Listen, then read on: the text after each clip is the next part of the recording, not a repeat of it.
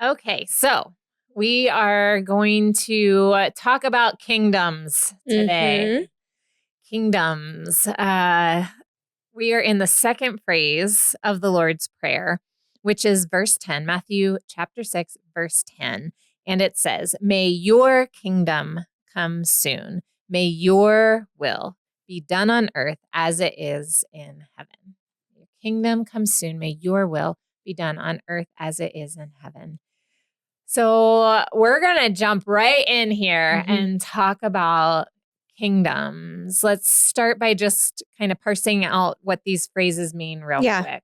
Because like when he says, when you say, may your kingdom come soon, people might wonder, like, wasn't the kingdom already here? Right. Jesus was here. Yeah. Didn't he usher in the kingdom? And and I'm sure that's what his disciples are thinking too. Well, if you're the Messiah, then that's what we've been praying for. So yes, his kingdom had come, but the fulfillment or the completion of that had not. And so that is what will happen at the second coming. When Christ returns, he will usher in the rule of God over all of creation. So there was more yet to come in this request for God's kingdom to come. They were still looking for the work of the Messiah to be completed. Right. Which in the New Testament, obviously in the last chapter, we see that it will be completed. Yes, it will be. So this request, what Jesus is telling us, is that we are asking for God's reign, his rule, as king to be over all creation. And even now, we're longing for that. Yeah. That is our desire as kingdom people, as part of God's kingdom, is our desire that God would rule over all, that he would be king over everything. Even now. I think even when we don't realize it, that is what we're longing for. Oh, yeah. Every one of us has that longing inside of us. Yeah. I may have said this before. Do you know when I feel that the most? I don't know if you've told me this. Silly. No. At parades. I know, you've never told me that. Why? At parades. I don't know. There is something like when people are marching and the music is playing and everyone is clapping, there is something you're not a crier, but I'm not. Like my mom always cries at parades. I always just get this feeling, like this whoosh of emotion that comes over me at a parade. And a few years ago, I realized that is my longing for the kingdom of God to come. Like, it is this longing for that celebration that we will have in the end when he comes back and he is the conquering king and he is marching, and we're just following in this triumphant procession. I think it just wells this longing for that up inside of me, and I get so overwhelmed. I love it. It is funny. I've never experienced that at a parade. But no, I probably will now. I've never thought about that. I'm always like trying to keep Quinn from running in front of the fire truck. But no, that is cool. Right. And it will be exciting and it will be beautiful. Yes. And that's what, Jesus is saying, like, your kingdom come, like, would you be our king? And of course he is the king, right? But like, would God's kingdom reign by Jesus, would it come now, here? And reign over everything. And that piece of this prayer, which we just say, needs to become the desire of our hearts. Because in our broken world right now, when his kingdom does come on earth as it is in heaven, there will be no brokenness. Right. Yeah. And may your will be done on earth as it is in heaven. So because God's kingdom is established already in heaven, he rules there. His kingdom is perfect there. And so his will is done there. And so this next line is just saying, like, we want to see it here. We want to see your will be done here. We want to see your kingdom reign here now. And as God's people, we have the capacity to do this and to usher this in and to see more of it than I think we do.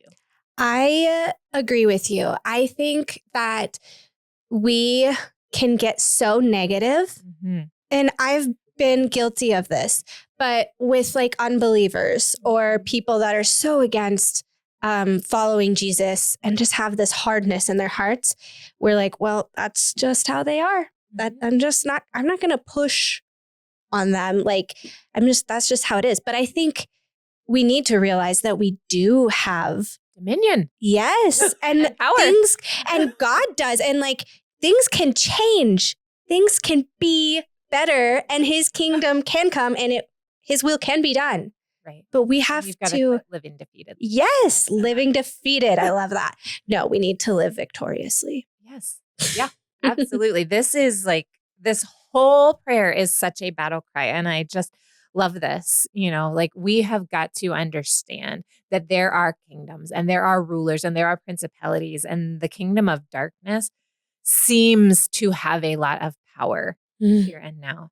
But we are part of an everlasting kingdom. We are part of a kingdom that has far more power and far more glory than what is being seen, displayed by the forces of darkness in this world. We are part of that, and we are part of that. We are part of that kingdom. Like, we are part of the procession now. Like, let's get this parade going, people. This is exciting. Yeah, no, it is exciting. I agree. I love this. And, this follows what we were talking about in the beginning of this prayer, just establishing who God is and how holy he is. And now we're saying, okay, you are who you say you are, and you are so amazing and so holy and so glorious. We want to do what you want here. And your way is higher. Yeah. We want to see your power here and now. And he will show us if we ask. I think I get caught up sometimes and this is true. We do live in a broken world, but sometimes I'm like, well, this is just it. This is what it is. Like, I am going to suffer with this chronic illness because the world is broken. And yes, the world is broken, but we get to be a part of his kingdom. Yeah, that is so cool. So I think part of where we get this wrong, or where this breakdown is that we have been duped into believing that we are the kings and queens of our own kingdoms. We have elevated ourselves. Yeah. And we think, and, I will say society, but we know it's the enemy that says, your body, your choice. You can have it your way, right? Was that McDonald's, Burger King? I don't know. Like, it's all about your way, your choice, your truth, your body, right? And so we have gotten into this, it's mine, it's mine, it's mine. And we start claiming that this is my kingdom. And then it's your will versus his will. Life. Right. And so God's will becomes secondary to my will. And it happens easily if you're not careful. I think we're raised to believe that. I was just thinking, like, with Quinn, that it's easy to make her think that it is her kingdom. Also, I studied early childhood development, and they literally, and I think it's to the age of 2 or 3, believe the world revolves around them. They cannot even understand that it doesn't. So we are born with that. Right. And then the whole way through, like, all of growing up, it just gets reinforced. And so when we're here today as grown adults, this has been so ingrained in us that we believe that I am the king of my own kingdom, that I am the queen, that what I want to do, I get to make my own choices. I get to do what I want to do. And has God given us free will? Yes, he has. But in that, his desire is that we would choose his kingdom, that we would choose that he be king, that we would choose to follow him in his triumphant procession. Because guess what? All those other kingdoms will fall, will come crumbling down, are going to be destroyed in the end. Yes. And when we when we keep our eyes on his kingdom, and I know we talk about this all the time and looking above, but everything else falls into place. Right. When you have the kingdom mindset. Yeah. Yeah. So let's just illustrate this, right? If I was going to build a house, I would hire an architect. And an architect would come and we would talk about what I envisioned for my house and what my dream was of what it was going to look like. But then the architect comes in and they draw these blueprints and these plans that are like layers upon layers and pages upon pages of measurements and specifications. And they have to think about everything, how the plumbing is going to work, how the electricity is going to work, how to build the foundation. They think of every little piece and every little detail. And it is so specific. The measurements are insane. And then they come in and they hire, they will hire all of these contractors to do all the different work and do all of the different pieces to make this house come together to be a working, viable reality. Yeah, like electricians, plumbers, all those people. Yeah. They hire all of them, the builders, the flooring people, everybody, right? Now, if each one of those contractors comes in and says, oh yeah, those are great blueprints. I'm going to do this my way. I've got a great idea. And you know what? I think the lighting needs to be over here instead of over here. And I think that this is the way we're going to work the plumbing. And this is the way we're going to build the footer. And all of these different people come in and they just start building this house their own way without consulting what the architect has said and drawn out for them. This house is going to fail. It is going to be an utter failure. It may be a creative, but it is going to be a hot mess, right? And it's not going to withstand anything. And we do the same thing. Yeah. We think we are the contractors, right? I am going to build my kingdom, my life, the way that I want to build it. I'm going to do whatever I want and I'm going to be successful. And what we don't realize is that we are completely neglecting that the master architect, God, has given us a plan. He has a desire for our lives as part of his kingdom. It's not to establish our reign. It's to establish his reign. It's not to establish our glory. It's to establish his glory.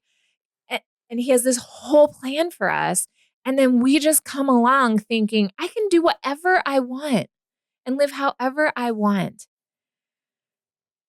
He lets us. He lets us build our own kingdoms. But then they fall. But we will. It will fail. And at the end of time, we will have nothing to bring.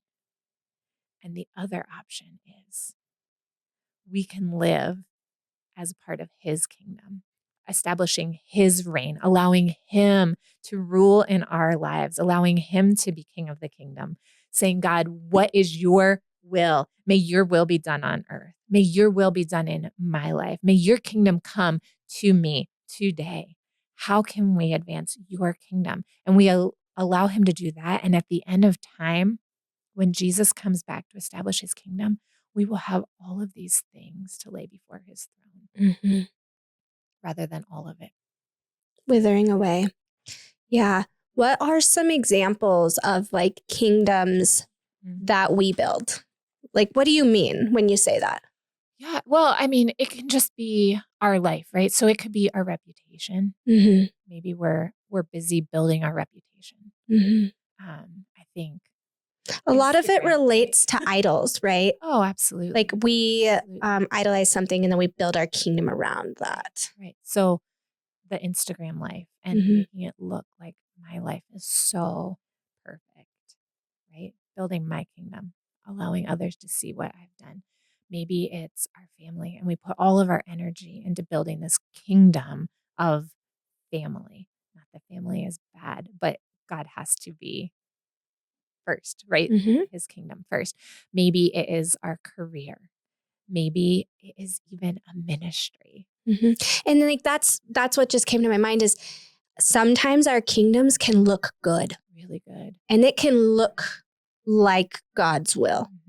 But if it's being built on our own shoulders or on our own accomplishments, our own strength, or our own glory. Right. It's not everlasting. Yeah. So it's tricky, and for each of us, it might be different. The temptation may be different of how we build our kingdom. How would you? Maybe it's control. Sorry, the Lord gave me that. It's a facade of control. No, yeah, that is mine. That is totally mine. And what's so funny is it can feel peaceful when I have control. It can feel secure, like God's will, like, oh, I'm doing what God wants, because I feel peaceful. And I think that there's this backwards way of thinking that when you're doing God's will, when you are bringing the kingdom to earth, that we feel peace during it. And that's not true. But as you and I were talking earlier, there is a difference between what we as humans describe as peace and true peace, shalom, like in the Bible. And I think that we can get so caught up in like, this needs to be easy. This needs to be calm. Doors need to open. Yeah, I need to have so many green lights. Things need to align. In order, and then it's God's will. I knew this was God's will because I felt so good about it. But sometimes we can deceive ourselves. We're part of a kingdom, and kingdoms are often at war. Yeah. And I can just speak from my own experience, and I know you've experienced this, but a lot of the time when I'm following God's will, I do have peace. It's a peace in knowing God is with me. Right. It doesn't always feel good. Actually, it sometimes feels bad and hard, and like things come against me. And it would be so easy to be like, oh, if that came against me, then God is saying no. But that's not always the truth. Right. No. Often when we are following God's will is when all hell will break loose. We have an enemy that wants to stop you. And we are going to be in a battle, and it will be difficult. And the only peace we feel is the peace in knowing that I'm following God in the middle of this battle.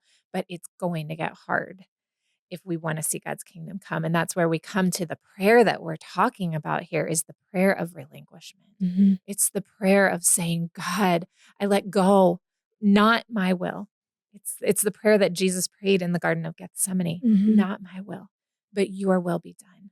I guarantee you, Jesus was in agony when he prayed that. Yeah. It did not feel peaceful knowing that he was about to bear the burdens and the sins of the entire world, of all humanity. Not peaceful like we would say as humans. Yeah.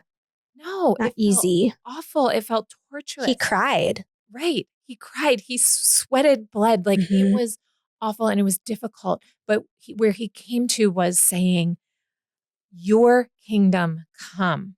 May your will be done on earth as it is in heaven. Whatever you want, God, I'm willing to do that. I'm willing to live that here and now. Even though it's hard. Right. This is a hard prayer. When we relinquish control, we're saying, God, it's not about me. It's not about what I want. You know what I want. God knows. He knows, and we can tell him, and that's fine. But then there's this moment where we just let go of it. And with open hands, we say, God, it's all you. It's what you want for my life. It's what you want for my family. It's what you want for my career. It's what you want for control. It's what you want for my reputation. And God, if that means that my reputation is going to be slandered, so be it if it advances your kingdom. If that means that I'm not going to have the job that I want, so be it if that advances your kingdom. But how many of us cannot do that? How many of us can say like, I don't care if everyone slanders me. I don't care if everyone dislikes me. Yeah. I don't care if God's telling me to go to a different job, even though it makes no sense. Yeah. It's hard to relinquish those things. It's so difficult. And in these seasons where I have been asked to do this, it takes a lot of breaking sometimes to where I finally am like, okay, I give up. I've been trying to hold control. I've been trying to do things my way. I've been trying to advance my own kingdom. I get it, God. It's not about me. And, last year there was this place where I came to of feeling this prayer of relinquishment.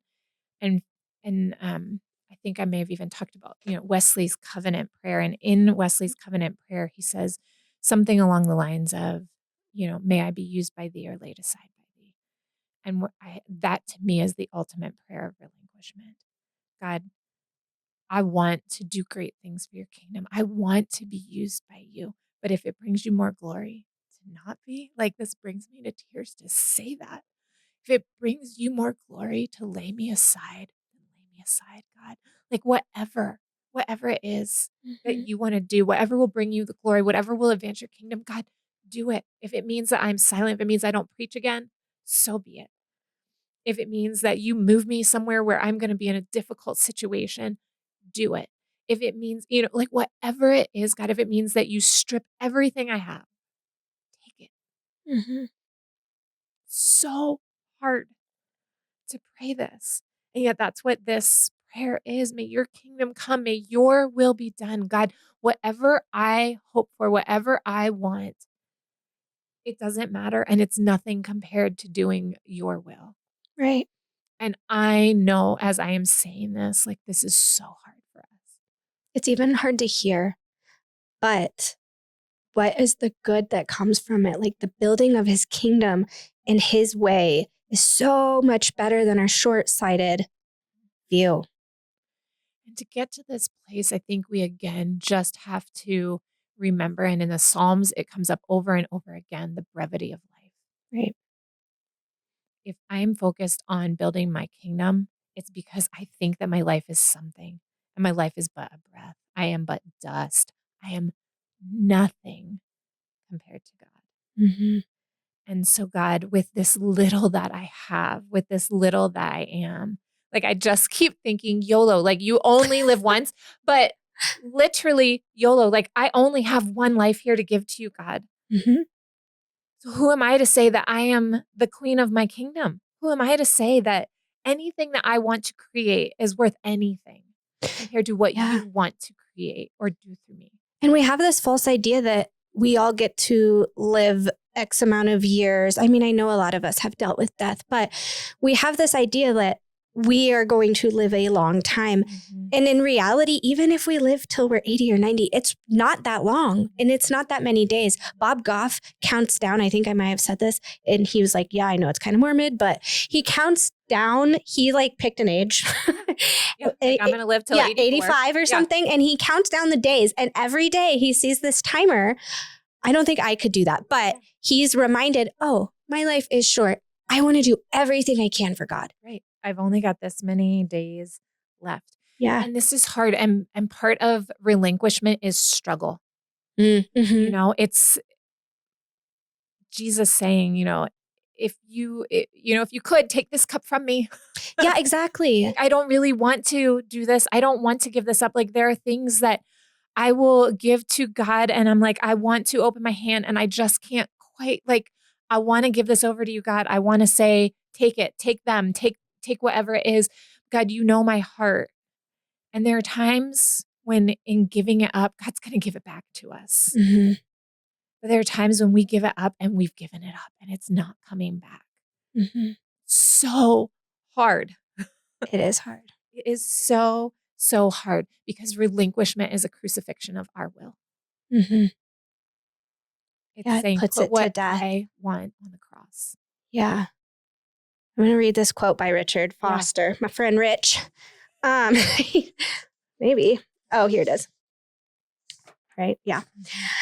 To applaud the will of God, to do the will of God, even to fight for the will of God is not difficult until it comes at cross purposes with our own will. Then lines are drawn, the debate begins, and self-deception takes over. And I really liked that because it's like, oh yeah, I'm doing God's will. It works really good with my schedule right now. Yeah, I'm all for the kingdom when it fits into my timeline and everything is coming really easy right now. Things are going good. But the second it's like, nope, this is what I want. And it goes against what you want. To give something up. Yeah, it's hard. And you struggle and you have an internal battle. Like he says, the debate begins and self-deception takes over. We can convince ourselves, and I've done it, that we are following God's will when we're not. Yeah. but I'm always led back to the place of relinquishment, and it is better. Mm-hmm. And sometimes I don't see that here. Like, I know I will see it someday. Mm-hmm. Sometimes I don't see the good that comes from it right away, or I don't even know if I'll see it in this lifetime. But then we go back to that shalom, not the peace that is on earth, but the shalom that God gives and knowing he is with me. And I feel that so strongly that it is still good. Like, even if I don't know why. Yes. Yeah. God. When we lived in the townhouse that year, and I felt like God had just stripped everything from us. Went to Hobby Lobby one day and saw a sign that said, "It is well with my soul." And I bought it because I thought, literally, that's all I have anymore, God, is knowing that if I die today, my soul is with you, because it felt like God had taken everything else. That is wild, because when I was having my miscarriages, that was the song I repeatedly listened to. And I really did feel shalom during that, and like knowing my soul was well with him, even though. Yeah. Like, I feel like I've lost everything in this world. Who, our identity felt like it had been taken. Like, we're no longer pastors. We're just living. Yeah. We don't even have our stuff. It's all in storage. We don't have control. My mom's making the meal plan. Like, everything had been taken is what it felt like. And that song, "It is well with my soul." Like, I had to just keep preaching to myself. Me too. The only thing that is guaranteed will not be taken in this world.